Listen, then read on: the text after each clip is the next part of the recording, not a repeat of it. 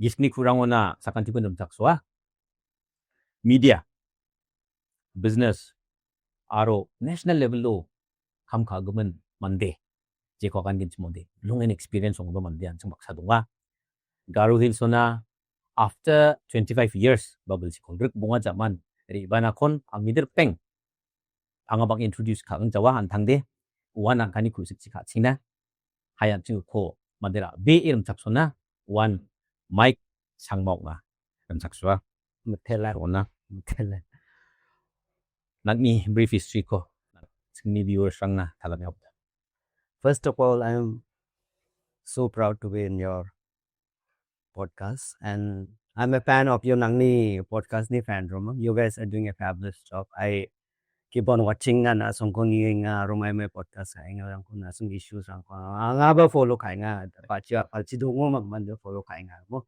And it's you guys are doing a really tremendous job, not only on issues, but you are highlighting issues from this Garo Hills ba Megalini issues rangoba Alchiba podcast now the international ba national ba thank you for doing the job. And ong'anigimin has now introduced ka Mike Sangma mga and my bao Don Bosco college to porachim class 11-12 on only porem Tura Don Bosco college Tura just from Meloma. During poreming, I went to do my graduation in Shillong, St. Anthony's College. I was doing mass comm. Then unjamano chi riangim daily chi riangim mass communication non journalism on Indian Institute of Mass Communication in Agana, one of the best, the biggest media institute in the country, especially for journalism. So I was there, and I was fortunate enough to have worked with some of the biggest media houses. Like I was with Reuters in the initial phase of my Reuters. I was with Times Now. At that time was run by Arnab Goswami. And Arnab Goswami So Arnab Goswami, Times Now. I was in Bombay for 2 years. And like working in a national media organization, especially places like Times Now, and especially with personalities like Arnab Goswami is like working in getting boiled in a pressure cooker. More pressure cooker or dal na boil. It's so that the pressurized that to do your job, and that came at a time when the Indian media scene was just getting exploded. You have breaking news, you have personalities being developed, you have new technologies like VSAT where you just put in breaking news just there and then, that kind of. So the pressure of working in a national media at that time and at the the beginning of your career was such that it taught you that no matter what comes on your way, no matter what you do, you have to do your job. Not only do your job, but you have to get it right. That's the kind of pressure it's put on you to get things done and also get it right. That is news. That's you can get news wrong, and if you get it wrong, your credibility just goes for a toss. So that's the kind of. And also, like after that, I was for a long time with CNN IBN. Yes, CNN IBN is was run by Rajdeep Sardesai-maang, one of another media personality.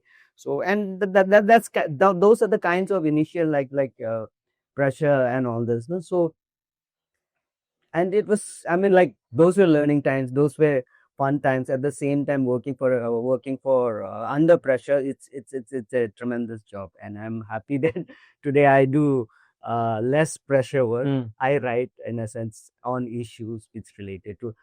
So no matter what, like you see on a news organization and all this, you're forced to write. Yes, forced to write on news in a sense. Maybe you like it, you don't like it, but you have to write or you have to say things, which is news. But today I am little relaxed. I write little on things which I like to write. And those are the kind of things which, in a sense, like gets you also to be more creative rather than news. So those are my initial phases. And like, I'm happy to be telling my experiences with you today.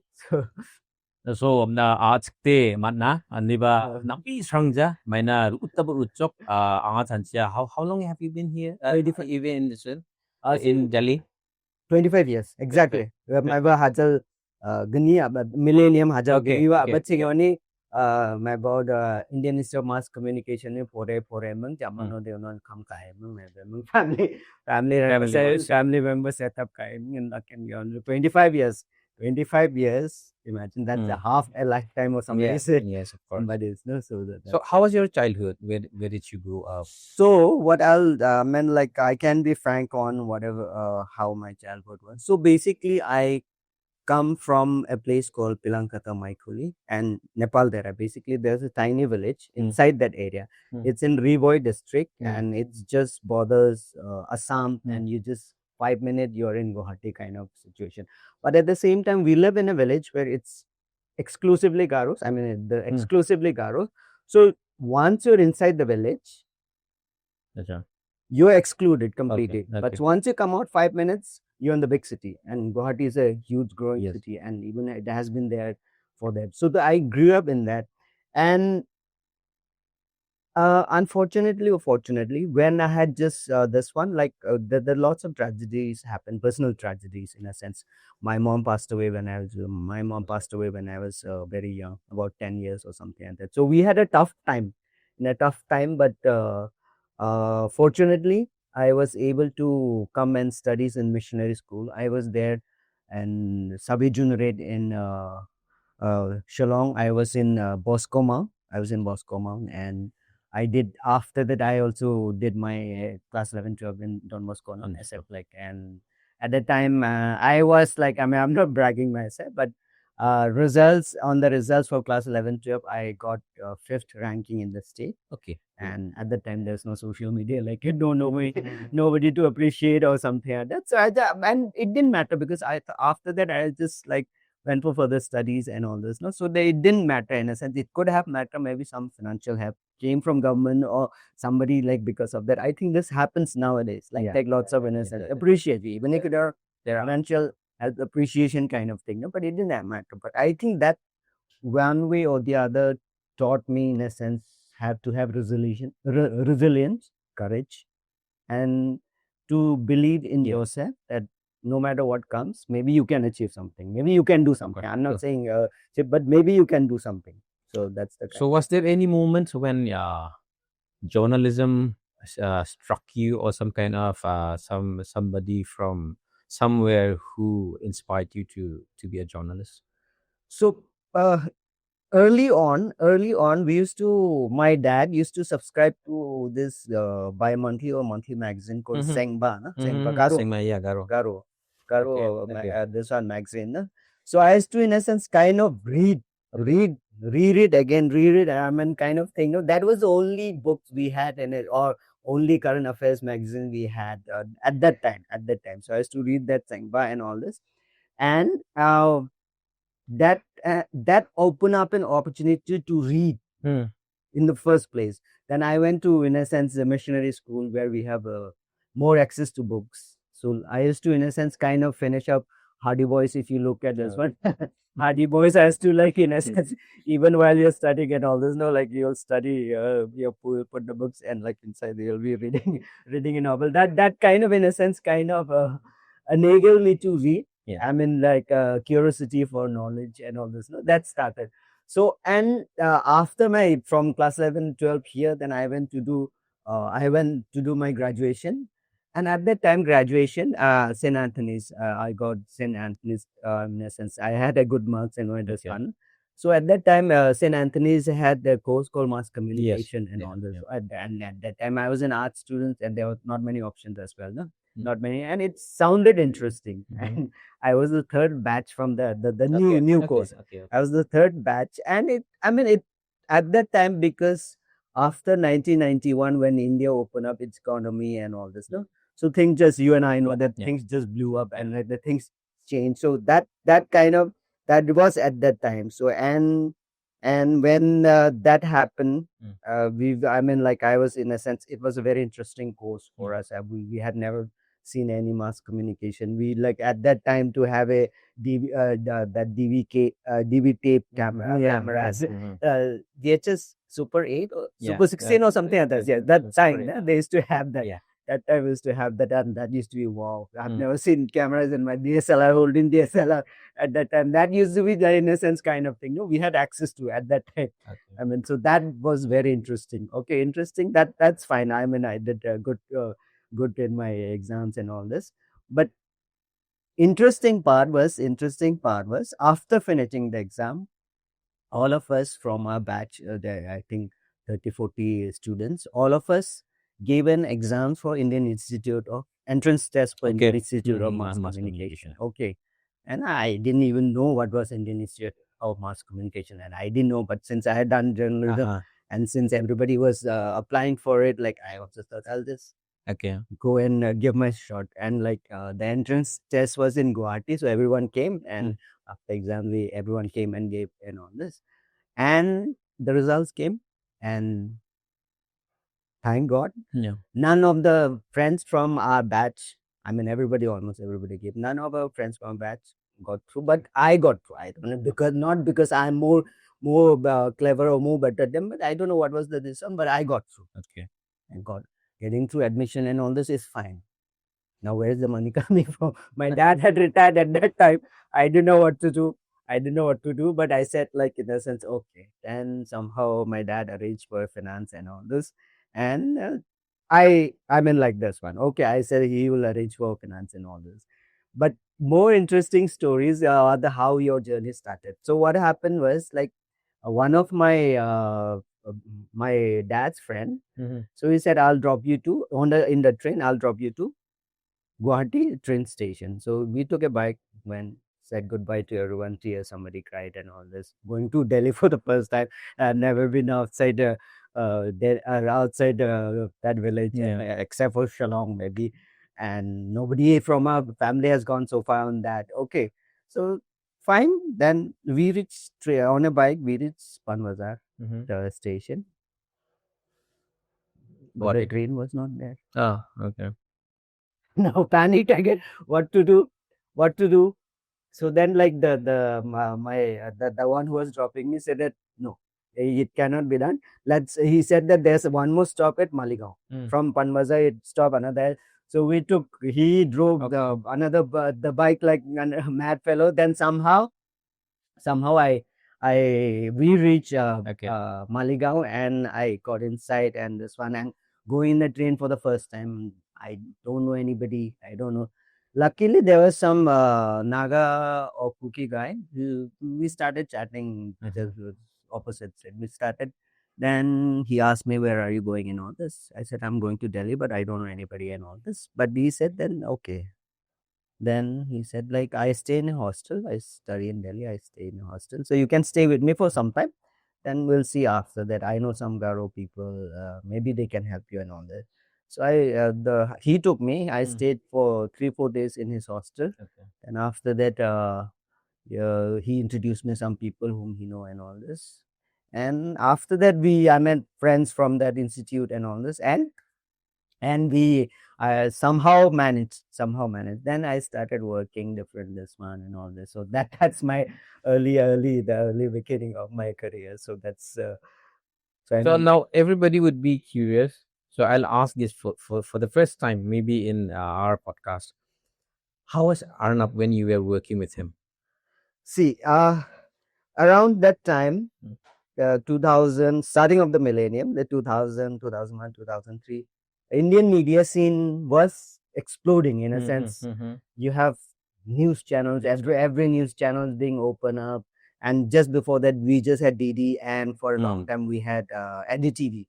And all these people are being groomed in NDTV. You have both Rajdeep and Arnab being trained in NDTV, Arnab being trained in NDTV.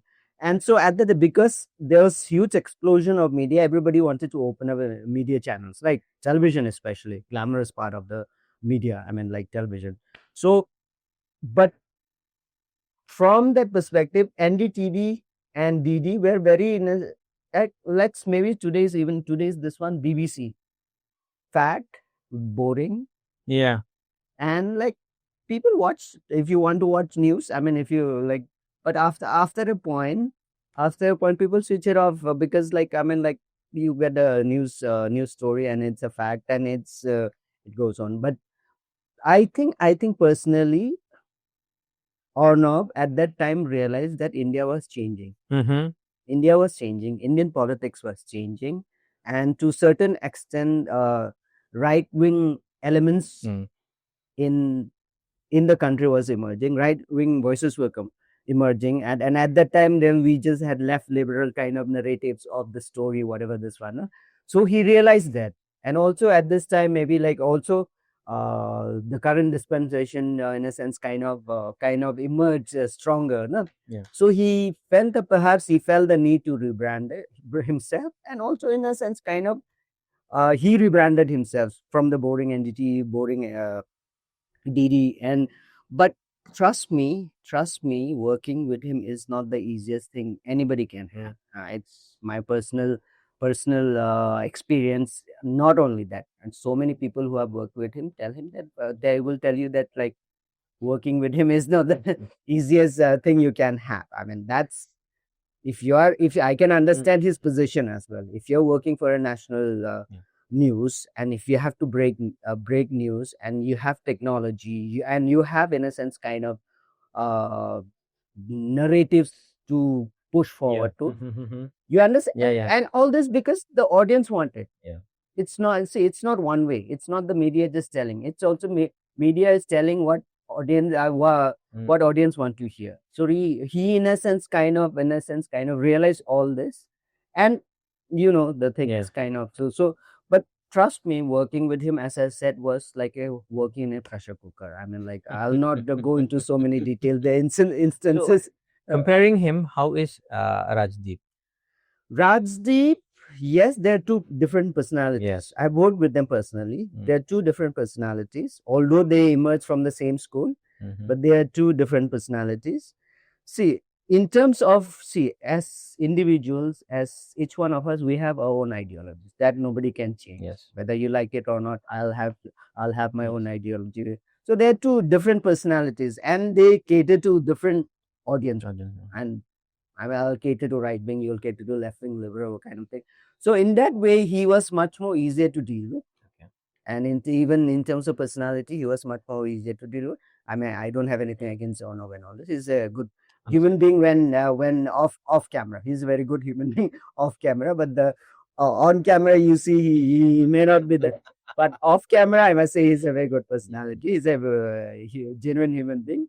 But trust me, I mean, like, to have, I admire him, to have that kind of passion, to do it every day. Not many of us have that passion, right? Not many of us have to do the same thing every day and have with that same kind of zeal, same kind of passion. Not many people have, and not many people can do it. In that way, whether right or wrong, that's your opinion. But I really admire him from that perspective. So you have been with journalism. You have been into journalism for such a long time, and after that, you switched to filmmaking.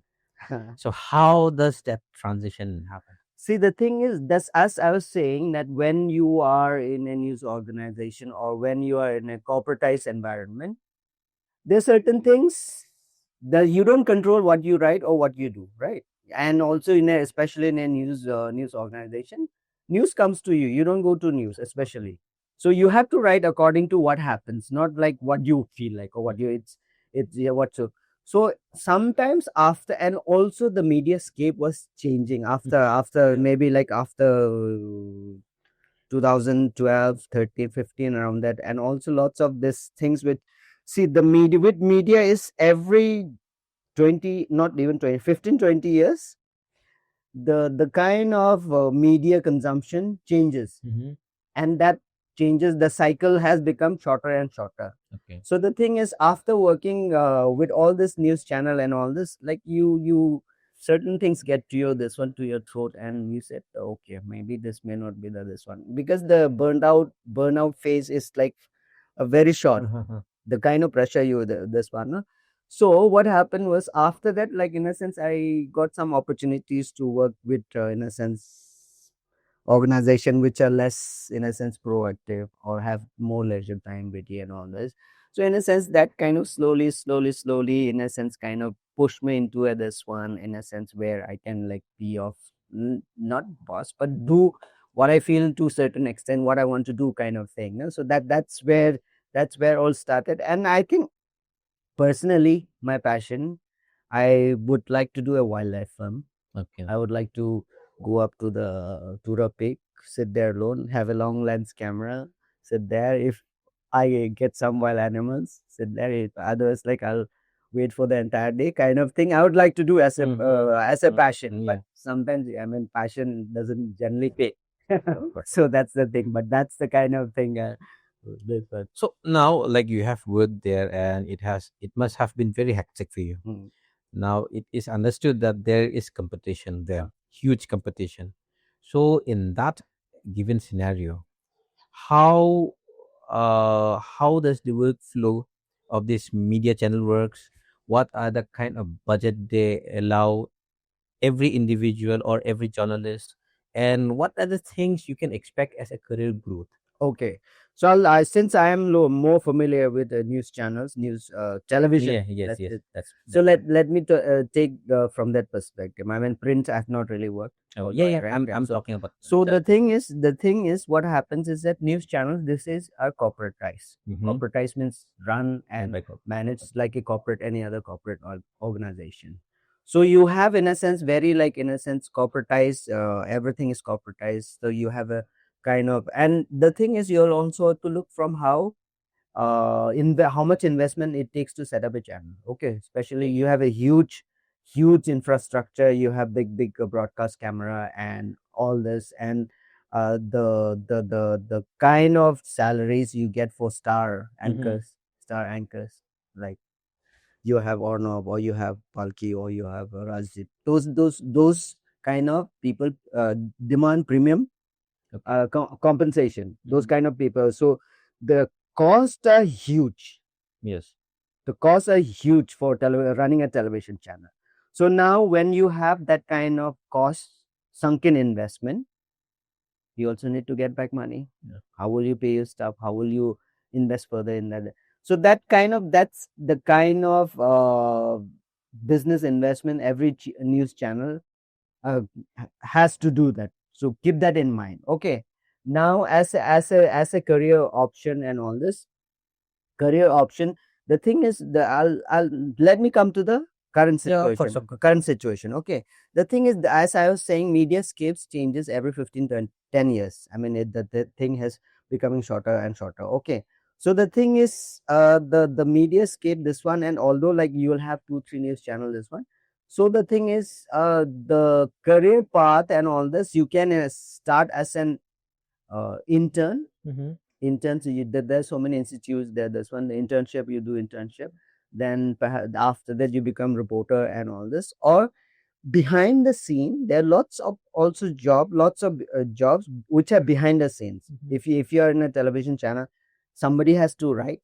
Somebody has to write. Somebody has to report on the field, and there's a camera person behind, and somebody has to get that feed and put it in a digital format and edit it, and somebody has to air that. So there's a huge PCR, they call it a program control room. They punch it from there, and you connect it with the anchor or the newsreader.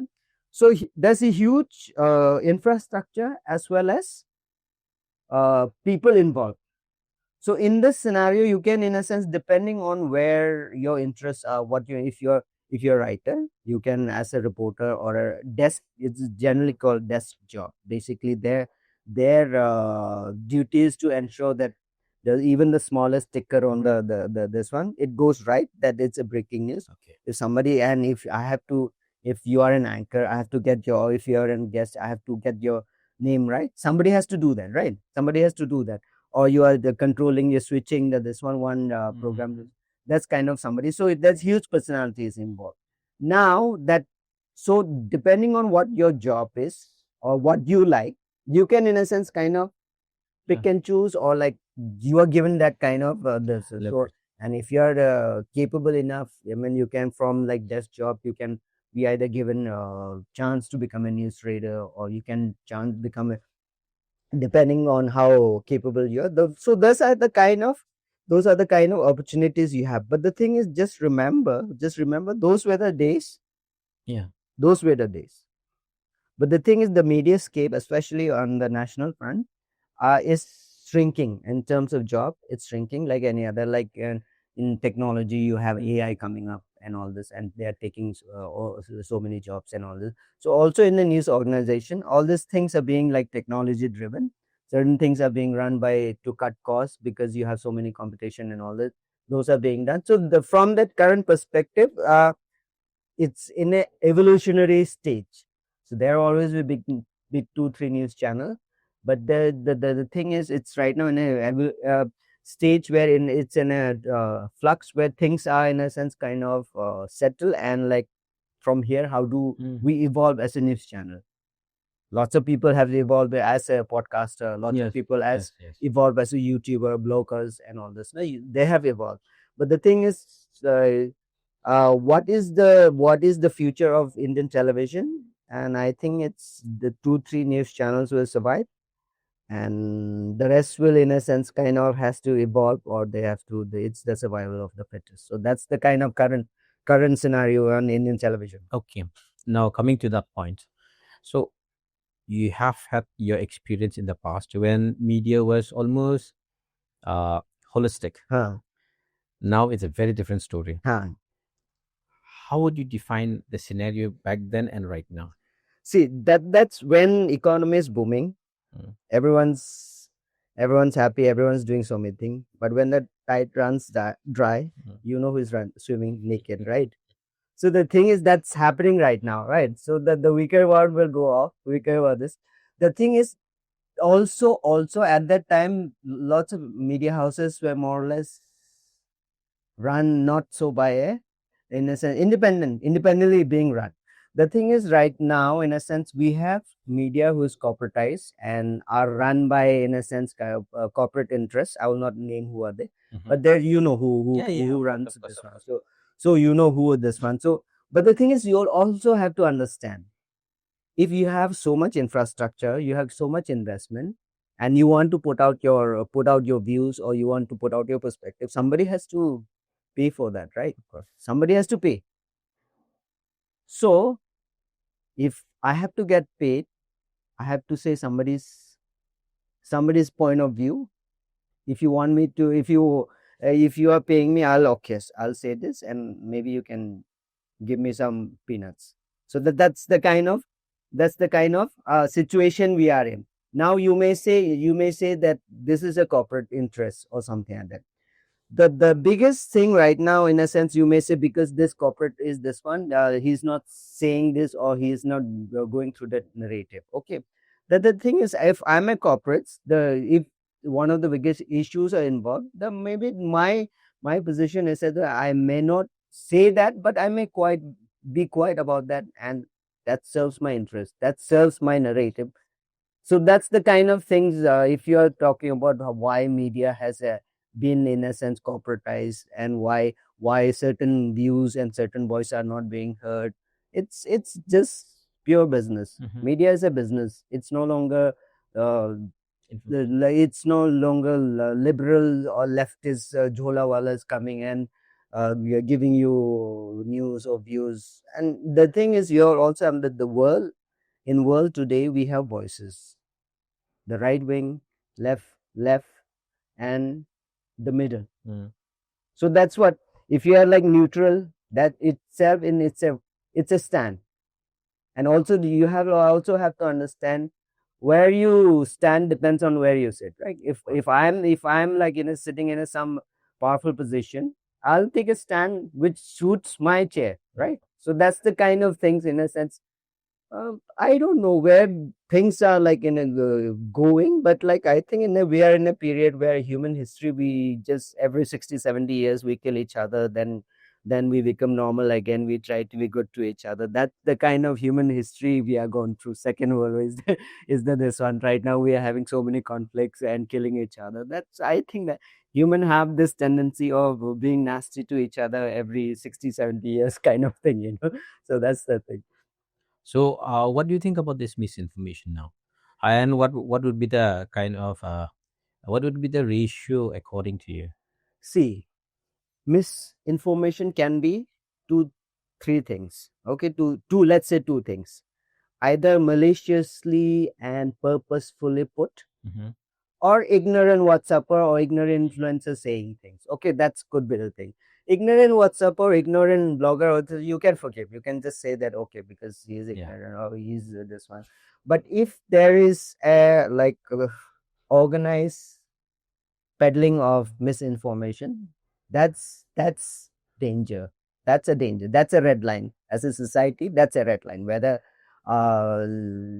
left narratives or right narrative, if it is calculatedly and organized peddling of that misinformation, that's the danger we all as individual, we all as society needs to be suspicious about, Now, guard against it. What would be the ratio of misinformation right now? All this one, conventional media houses from see, as I was saying, misinformation or organized misinformation is not put as misinformation. Okay, it's not like put as this should be, but it's put in a way where more subtle.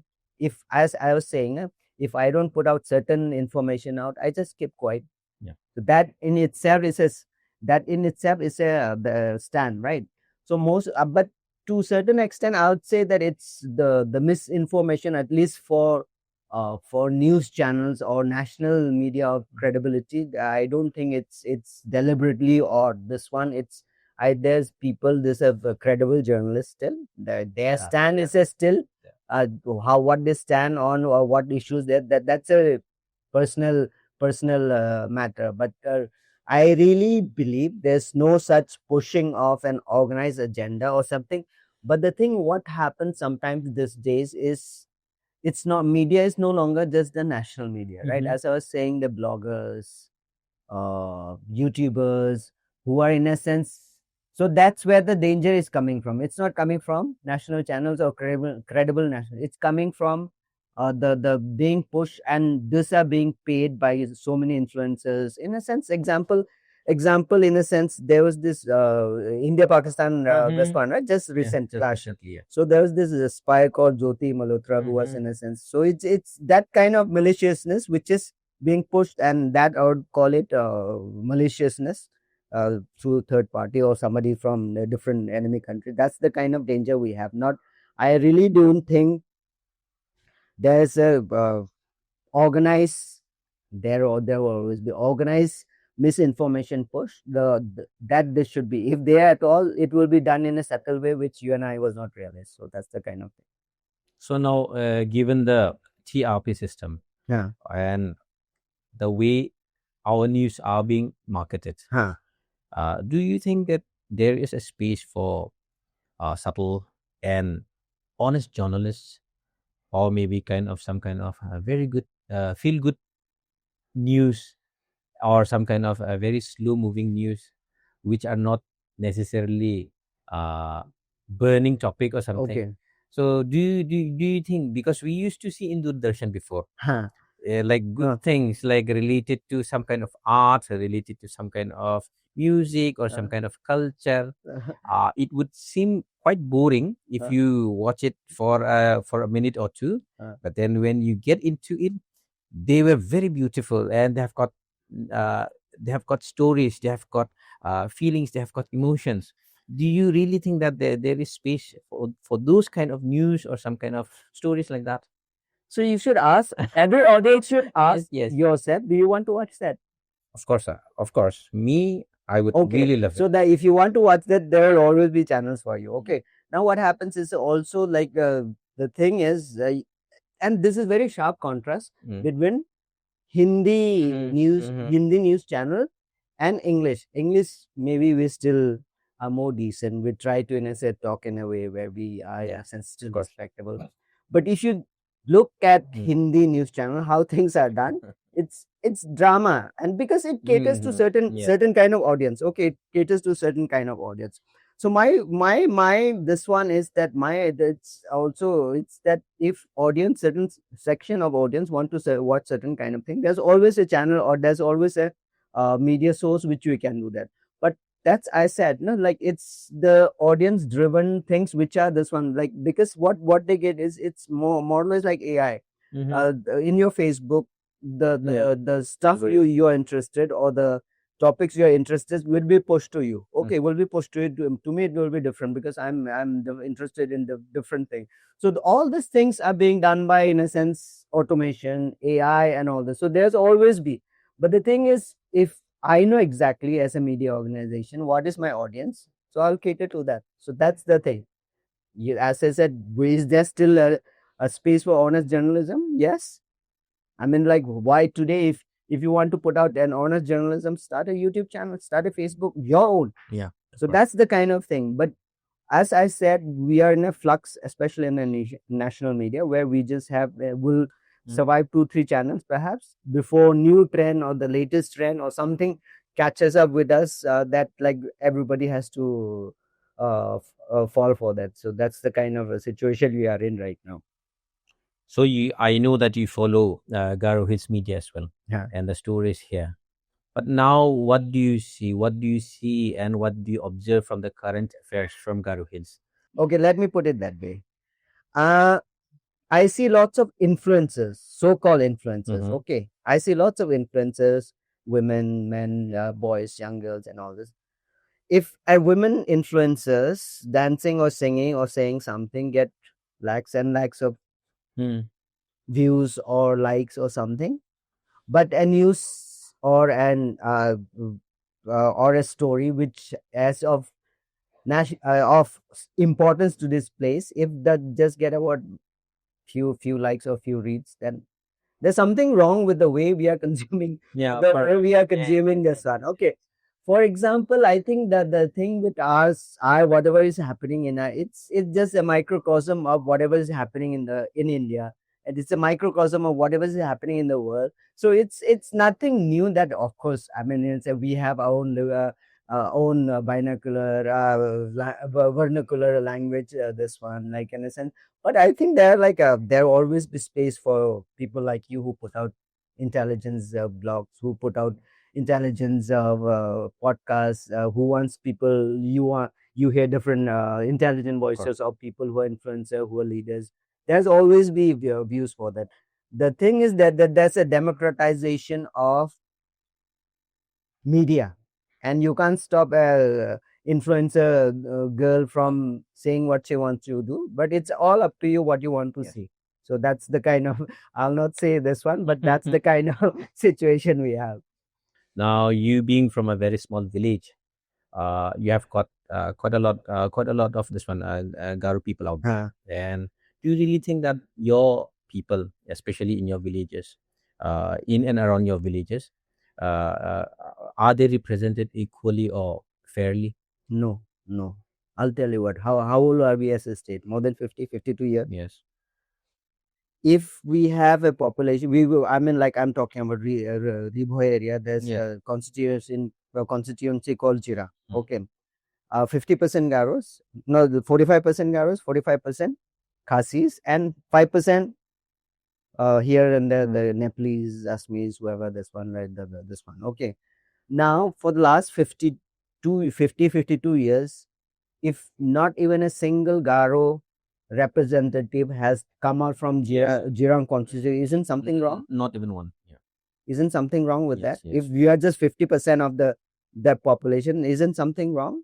Either is it wrong with our community as Garos who have not been able to send somebody as a representative, or there's something wrong from the way things are, the system is being run? Are we not good enough to send people there just so that at least we also get certain sort of voice? I think that's the kind of thing which I see, and perhaps it's also time for people from that area, from that village, Jirang constituency, to, like, in a sense, come out and say that, okay, we also need Garos. I'm talking about Garos. We also need to send somebody who can, like, be our voice sometime and say what we want to do or do. And because that area, in a sense, kind of the irony is that, as I said, now we are just 5 minutes away from Guwahati. At the same time, we are this. That area has a demography where, in a sense, you have Garos and you have other the especially from Manipur, who are displaced people from Manipur or other coming in. You have other like Assamese, this one. It's all in Nepalese intermingle and all this. Okay, so when you have this deadly mix of cocktail of people, there's always, in a sense, will be a flux. In a sense, kind of different issues will pop up. Different. Also, the issues of border delimitation between Assam and Meghalaya has been never sorted out. In fact, there are 2-3, in a sense, kind of issues that is happening where, in a sense, it is kind of believed that there has been injustice done to Garo villages and been given to Assam in certain way or the other. The compromise, I don't see. I don't know whether that's the truth or not. But there are people, if there's no the smoke without a fire kind of thing. No? So that's the kind of things people see, and maybe we have not been enough educated, or we don't have people who can represent our voice. But I think that right now we have some of the people who are coming out from that area, including one of my my younger brother is Dominic Sangma. I had Dominic Sangma, the director of Rupture. Then we have also some educated people from there and all this. This one, I think it's time we as people from there also come out in a way where we can, in a sense, be we're voicing this concern. So now you have been staying in Delhi for how long? 25 years. So like, just imagine, you have been there for 25 long years. You have got a family there. Yeah. And you have got he has got a very sweet family. So now you're almost settled there. Don't you think that you should come back? Because with your knowledge and with your experience and the kind of views are very, what do you say, straight and decent views for the society. Don't you think that would be... So that's one of the reason I want to connect back. Okay. That's one of the reason I want to connect back. That's one of the reason I said, like, I think I have reached a point where I can't take it anymore when everything is.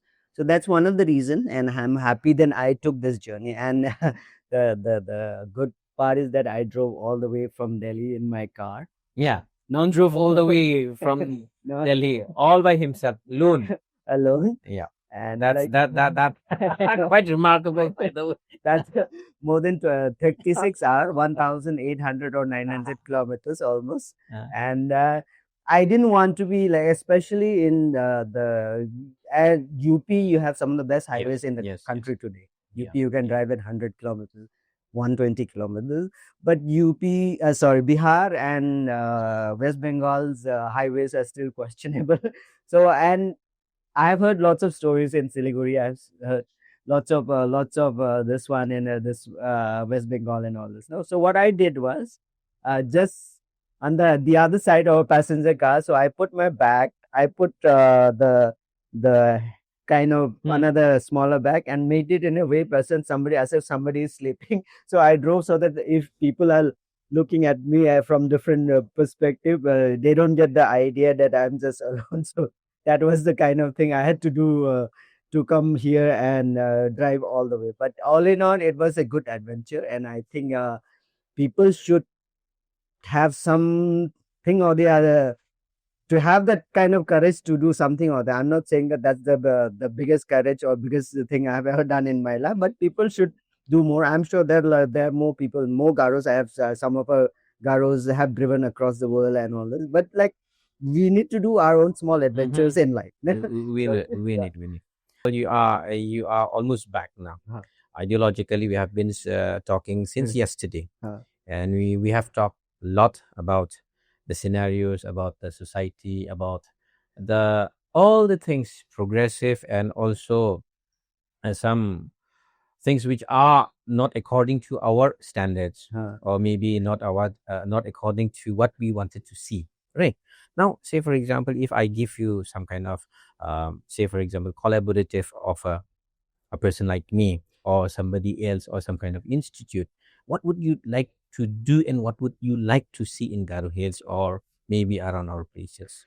See, one thing I want to do, I think, on education. Okay. Education, in a sense, like I was here 25 years back. I think to a certain extent among our people, I'm not saying that they're less educated people or something, but I think people, especially young people, need to have the courage to speak up and openly and ask question, not only to others but to themselves, to ask question, why is this happening, why is that. uh, Imagine, I mean, how aggressive children are in national capital, or in outside, I say, in across India. Okay, during this COVID time, in a sense, generally we don't, when we send our children to school, what happens inside the classroom, we have no idea, right? Teachers teach, and the every month or every 3 months, we just have a parents meeting, and the teachers tell you that your children is doing this, your children is doing that, good or bad, whatever this one. Imagine when the entire COVID crashed the education system and people had to go through online classes. That's where you realize how aggressive the children in rest of the country are. They are so aggressive. They're like, you will have tons of children from 30 60 30 batch or something. Everybody wants to ask question, or everybody wants to answer, or everybody is, in a sense, kind of curious. That's the kind of, in a sense, uh, the kind of scene we have being trained from small onwards.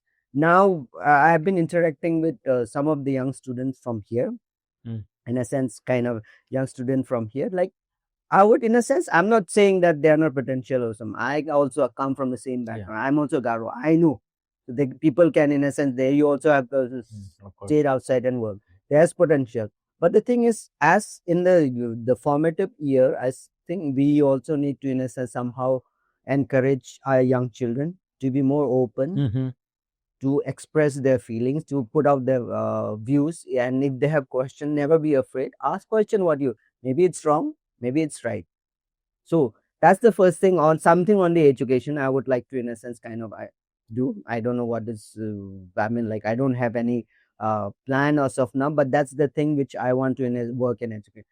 Second, I think we need to have some kind of think tank or an organization where maybe we could shape the policies of the state, or how our people should be, kind of thing.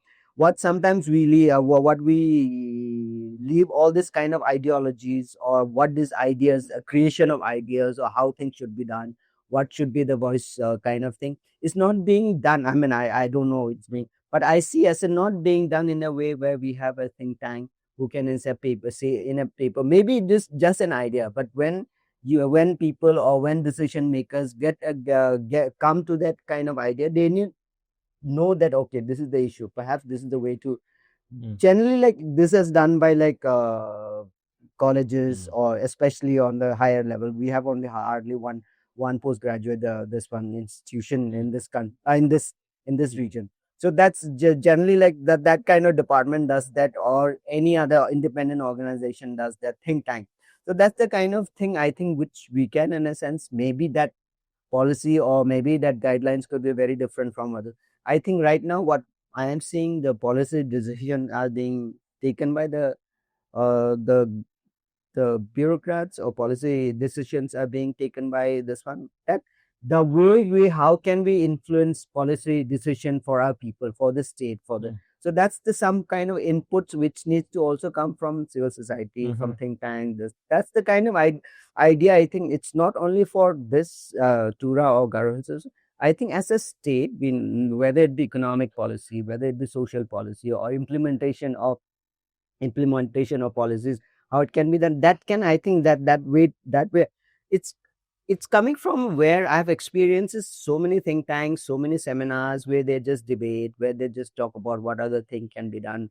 That it's done on a way scale where, like, because right now, when policies trickle down either from the central and it's implemented, may not be implementable, but because it's policy decision taken by the center and people there, or it's a policy decision taken by the bureaucrats, or the government, or the parties. So that's where I think, that's where we could, as I'm sure there are many intellectuals here, many professors who can contribute, many voices who can contribute that kind of policy decisions, and think tank kind of organization. I'm sure there's so we can. I think that's one of the things which we can, or anybody who would of interest, same mind kind of think and explore.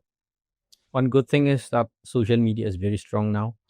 Unfortunately, I have to tell you this, that well, the kind of appeasement politics in society, in finance, or anywhere else work most in our Garo Hills.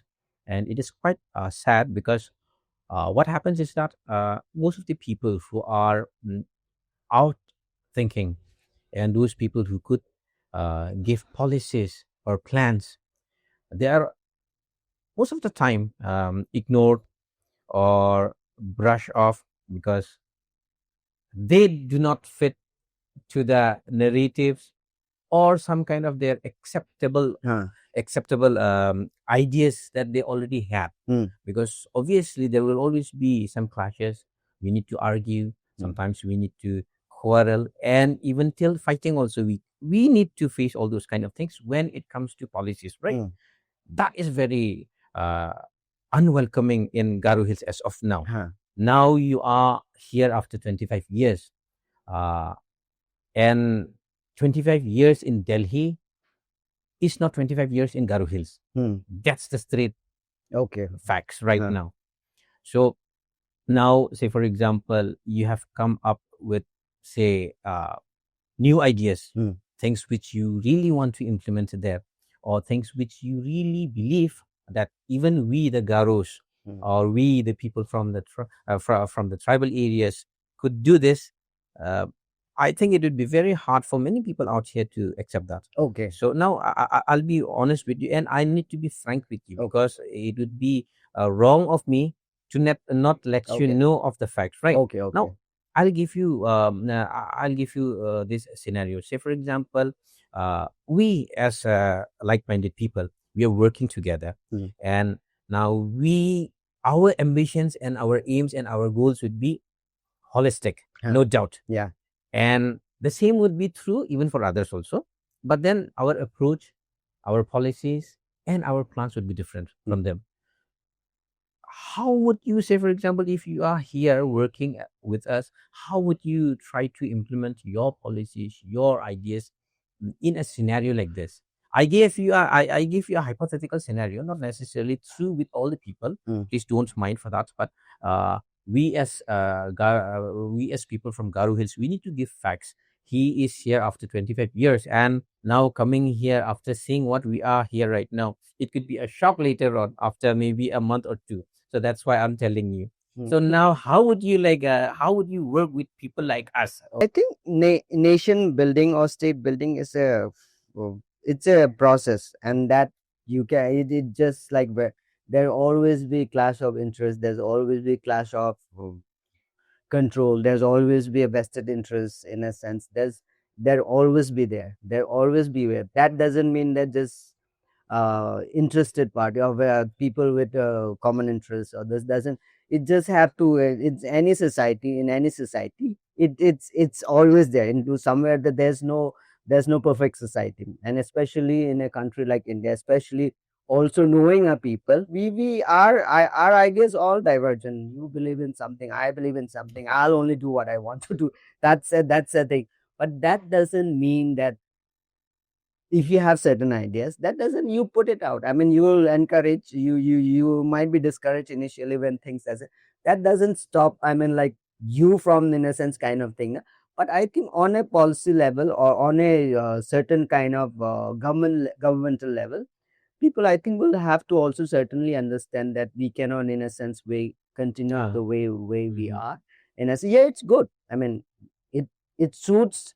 For a long time, it used to suit our political leader, or anybody for that matter, to status quo and just continue doing whatever we are doing. I think that in a sense, we are, as people who are more, in a sense, like conscious decision makers, or conscious government political party, or no matter, I'm not talking about I'm not taking anybody's this one, but they'll also have to ultimately decide that, okay, I think we need to do something. And I'm in a sense, I'm sad and happy at the same time. When I came here after 25 years, in a sense, many things have changed, but many things have remained the same. So I'm in a sense kind of sad and happy that things are changing. But in a 25 years, things should have changed further. In a sense, 25 years, when I went to Delhi, if many, I'm sure like lots of audience have seen Delhi in a sense. So this AIMS, All India Institute of Medical Sciences, there used to be a circle road where they have built up a huge kind of circular flyover kind of thing. Okay, that used to be an amazing engineering work at that time. Today, that's not the case. You just say like what is it? It looks like any other random tiny flyover. There are bigger infrastructures that have this one that has bigger metro rail line which is connecting the road and all this. But that's what I'm saying. From whatever is happening in the capital city or in other metros, things has to trickle down, and if that trickling down is happening, it has to be faster. And if it is to be fast enough and all this, our political leaders, our leaders, no matter which party are from, has to take a decisions where all this trickling down effect is faster than whatever is happening right now. I think that's the kind of message I want to put it across our leadership here among our Garo politicians and decision makers, that we have to, in a sense, if that India's economy has to trickle down to places like here, it has to trickle down faster. This is not acceptable, because like if you go to the Mumbai, Delhi or Bangalore for that one, the infrastructures is way, and if that's still not happening in this country, that's a sad, sorry state of affair. I went to Delhi after maybe 15 years. I came back from Delhi in 2008, I believe. It was in 2008, and I went back last year. It was completely a changed place, and infrastructurally it was different. Education was completely different. So many things were very different, and I really wished we could understand that. And all our leaders, all our authorities, they come and go to places like that, maybe even bigger places.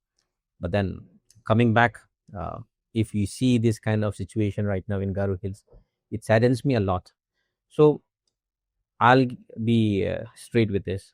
How do you find entrepreneurship and business?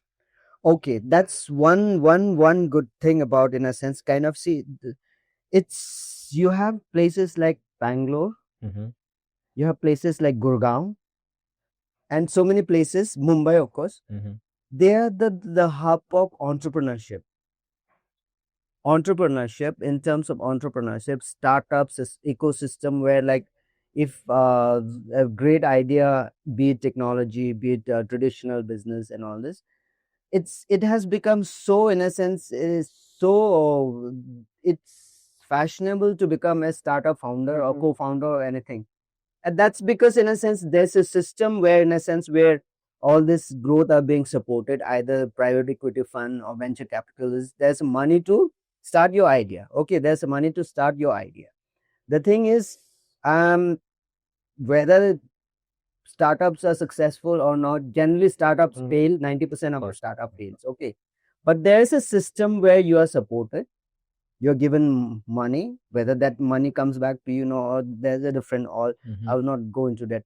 Especially in right now, different startups, IT startups, technology startup, or any other startup for that matter, delivery system startup, they're playing huge role in defining what India is going to be in the next 2-3 decades. Okay, we are right now as a country, we are in a very sweet spot. As a country, we are in a very sweet spot.